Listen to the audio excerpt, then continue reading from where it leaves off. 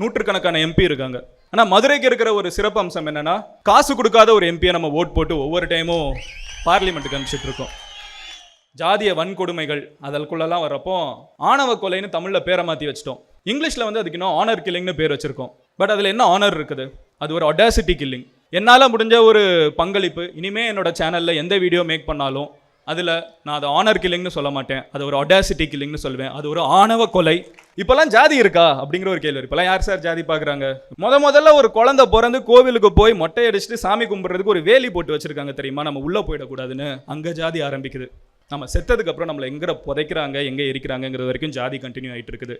அதெல்லாம் மீறி நம்ம வாழ்க்கையில் ஒன்றா இருக்கக்கூடிய ஒரே விஷயம், இதெல்லாத்தையும் தூக்கி போட்டு எந்த கலரு, ஜெண்டரு எதையுமே பார்க்காம வர்றது ஒன்று காதல் தான். அந்த காதல்லையும் ஜாதியை உள்ள புகுத்தி ஆணவ படுகொலைகள் நடந்துட்டு இருக்குது.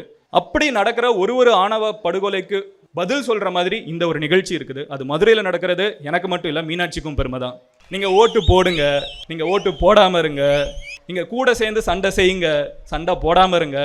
ஆனால் நியாயம்னு ஒன்று இருந்துச்சுன்னா, யோக்கியம்னு ஒரு இடத்துல இருந்துச்சுன்னா, அங்கே தர்மம்னு ஒன்று இருந்துச்சுன்னா, அங்கே ஒரு கம்யூனிஸ்ட் அதுக்காக குரல் கொடுப்பாங்க. அனைவருக்கும் வணக்கம். என்னோட ஸ்பீச் வந்து ரொம்ப சிம்பிள். 3 பாயிண்ட் தான் இருக்க போகுது. முதல்ல நான் ஒரு சின்ன கதை சொல்கிறேன். புத்தர் வந்து நார்த் இந்தியாவில் அப்படியே ஒவ்வொரு வீடாக போய் சாப்பாடு எடுத்துகிட்டு ஒரு நாடாக போய் வாழ்ந்துட்டு இருந்தாராம். அப்போது ஒரு ரொம்ப பவர்ஃபுல்லான கிங்க, அவர் வந்து பயங்கரமாக புத்தரை ஃபாலோ பண்ணுவார். அவர் இருந்துக்கிட்டு, என்னடா இவ்வளோ ஊருக்கு புத்தர் போகிறாரு, நம்ம ஊருக்கு வராரு, ஆனால் நம்மளை பார்க்க மாட்டேங்கிறாருன்னு யோசிச்சுட்டு புத்தரை க்ளோஸாக ஃபாலோ பண்ணுறாரு. புத்தர் ஒவ்வொரு டைமும் ஒரு வயசான பாட்டி அவங்க ஊருக்கு வெளியில் ஒரு சின்ன குடிசை போட்டு வச்சுருக்காங்க. அவங்களுக்கு சமைக்கிறாங்க. அது போக இருக்கிற எக்ஸ்ட்ரா சாப்பாடை மட்டும் புத்தரும் அவரோட ஃபாலோவர்ஸும் வாங்கி சாப்பிட்டு போயிடுறாங்க. மன்னன் இருந்துக்கிட்டு, அப்போது புத்தரை இம்ப்ரெஸ் பண்ணணும்னா நம்ம சாப்பாடு கொடுத்தா போதும். ஏன்னா புத்தர் வந்து சாப்பிட்டதுக்கப்புறம் அந்த பாட்டி ஆசீர்வதிக்கிறாங்க, நீங்கள் நல்லா இருப்பீங்க, நீங்கள் வந்து சொர்க்கத்துக்கு போவீங்க. அந்த மாதிரி சில கான்வர்சேஷன்ஸ் இருக்குது. மன்னர் வந்து உடனே அந்த புத்தரை இம்ப்ரெஸ் பண்ணுறதுக்கு ஒரு நாள் புத்தரை அரண்மனைக்கு கூப்பிட்டு பயங்கரமாக சாப்பாடு வைக்கிறாராம். வேற லெவலில் ஃபீஸ்ட்டு. நல்ல சாப்பாடெலாம் போட்டு முடிச்சதுக்கப்புறம் புத்தர் இருந்துக்கிட்டு அப்படியே கிளம்பி வெளியே போனாராம்.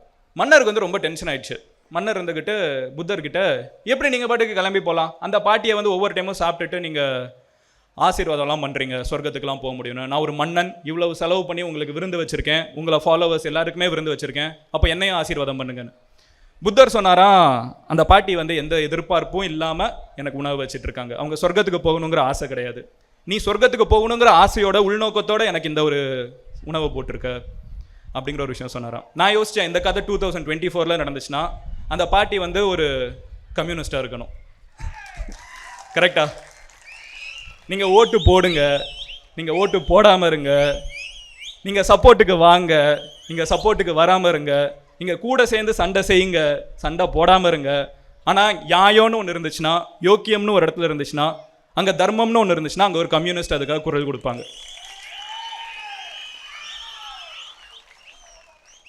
இந்தியாவில் நூற்றுக்கணக்கான எம்பி இருக்காங்க. ஆனால் மதுரைக்கு இருக்கிற ஒரு சிறப்பு அம்சம் என்னென்னா, காசு கொடுக்காத ஒரு எம்பியை நம்ம ஓட் போட்டு ஒவ்வொரு டைமும் பார்லிமெண்ட்டுக்கு அனுப்பிச்சிட்டு இருக்கோம். ஆமாவா இல்லையா? ஸோ எனிவே அதை சொல்லிட்டு ஆரம்பிக்கலாம்னு நினச்சேன். என்னை இன்வைட் பண்ணதுக்கு ரொம்ப தேங்க்ஸ் அண்ணா, கார்த்தினா, 2 பேருக்குமே ரொம்ப நன்றி என்னை இன்வைட் பண்ணதுக்கு. மதுரையை பற்றி ஒரு விஷயம், நம்ம எங்கே கல்யாணம் நடந்தாலும் பின்னாடி பார்த்தீங்கன்னா மீனாட்சி சுந்தரேஸ்வரர் அந்த திருவுருவம் இருக்கும். கரெக்டாக? மீனாட்சி அம்மனோட கதையை பார்த்தீங்கன்னா, அவங்க இங்கேருந்து கிளம்பி படையெடுத்து போகிறாங்க.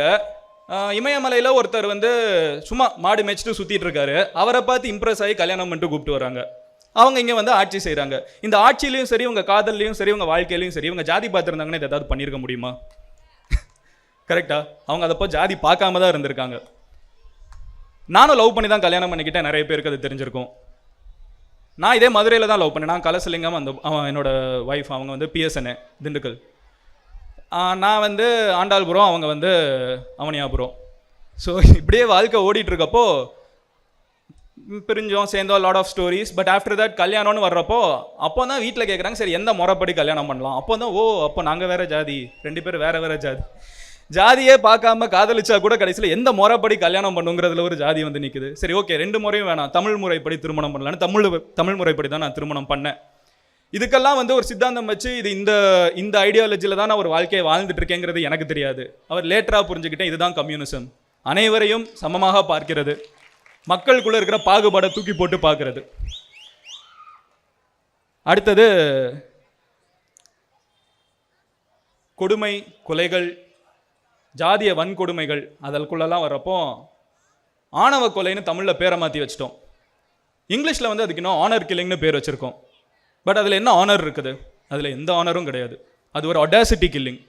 என்னால் முடிஞ்ச ஒரு பங்களிப்பு, இனிமேல் என்னோடய சேனலில் எந்த வீடியோ மேக் பண்ணாலும் அதில் நான் அதை ஆனர் கில்லிங்னு சொல்ல மாட்டேன், அது ஒரு அடாசிட்டி கில்லிங்னு சொல்வேன். அது ஒரு ஆணவ கொலை, அதை தாண்டி அதில் எதுவுமே கிடையாது. அண்ட் நிறைய பேர் ஒரு கேள்வி, இன்னும் சென்னையில் எஸ்பெஷலி, நான் மதுரையிலேருந்து போயிருக்கேன். என்கிட்ட வந்து சென்னை போன புதுசில் மதுரைன்னு சொன்னாலே சண்டை, பஞ்சாயத்து அப்படி பேசுகிறப்போ, இப்போல்லாம் ஜாதி இருக்கா அப்படிங்கிற ஒரு கேள்வி. இப்போல்லாம் யார் சார் ஜாதி பார்க்குறாங்க அப்படிங்கிற ஒரு கேள்வி இருக்குல்ல. மதுரையில் இருந்துக்கிட்டு யாரும் இந்த கேள்வி கேட்க முடியாது. அவங்ககிட்டயும் ஜாதி இருக்குது, அவங்களுக்கு அது புரிய மாட்டேங்குது. முதல்ல ஒரு குழந்தை பிறந்து கோவிலுக்கு போய் மொட்டை அடிச்சுட்டு சாமி கும்பிட்றதுக்கு ஒரு வேலி போட்டு வச்சுருக்காங்க தெரியுமா, நம்ம உள்ளே போயிடக்கூடாதுன்னு. அங்கே ஜாதி ஆரம்பிக்குது. நம்ம செத்ததுக்கப்புறம் நம்மளை எங்கே புதைக்கிறாங்க, எங்கே எரிக்கிறாங்கங்கிறது வரைக்கும் ஜாதி கண்டினியூ ஆகிட்டு இருக்குது. அதெல்லாம் மீறி நம்ம வாழ்க்கையில் ஒன்றா இருக்கக்கூடிய ஒரே விஷயம், இதெல்லாத்தையும் தூக்கி போட்டு எந்த கலரு, என்ன ஜெண்டரு, எந்த மொழி, எதையுமே பார்க்காம வர்றது ஒன்று காதல் தான். அந்த காதல்லையும் ஜாதியை உள்ள புகுத்தி ஆணவ படுகொலைகள் நடந்துட்டு இருக்குது. அப்படி நடக்கிற ஒரு ஆணவ படுகொலைக்கு பதில் சொல்கிற மாதிரி இந்த ஒரு நிகழ்ச்சி இருக்குது. அது மதுரையில் நடக்கிறது எனக்கு மட்டும் இல்லை, மீனாட்சிக்கும் பெருமை தான். அவங்களோடது ஆக்சுவலாக ஃபாலோ பண்ணுறது கம்யூனிஸ்ட் தான். So yeah, just want to thank DYFI and communist. நான் சொன்ன மாதிரி எந்த ஒரு எதிர்பார்ப்பும் இல்லாமல் உங்களோட பங்களிப்பை என்றைக்குமே இந்த சொசைட்டி பெட்டர்மெண்ட்டுக்காக கொடுத்துக்கிட்டே இருக்கிறீங்கள, கண்டிப்பாக இதுக்கான பலன் நீங்கள் எதிர்பார்க்க மாட்டீங்க, ஆனால் மக்களாக கொடுத்துக்கிட்டே இருப்போங்கிற அஷூரன்ஸ் மதுரையில் அது நடந்துக்கிட்டே இருக்கும். அதை முடிஞ்ச அளவுக்கு தமிழ்நாடு அளவிலும் இந்திய அளவிலும் உலக அளவிலும் கொண்டு போகிறத நான் இன்டர்நெட்டில் வேலையாக பார்க்குறேன். My biggest salute to all the communist here. Thank you comrade.